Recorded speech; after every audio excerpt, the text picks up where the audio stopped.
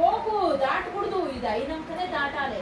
అష్ట ప్రాయ భుజంగ హర మకట హర మకుట శోభితాయ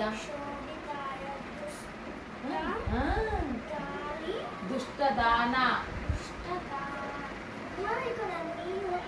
నేను కానాలో రాసుకున్నది. దుష్టదానవారణాయ శిష్ట మంగళం అష్టమూర్తాయ భుజంగహార మకుట శోభితాయ దుష్టదానవారణాయ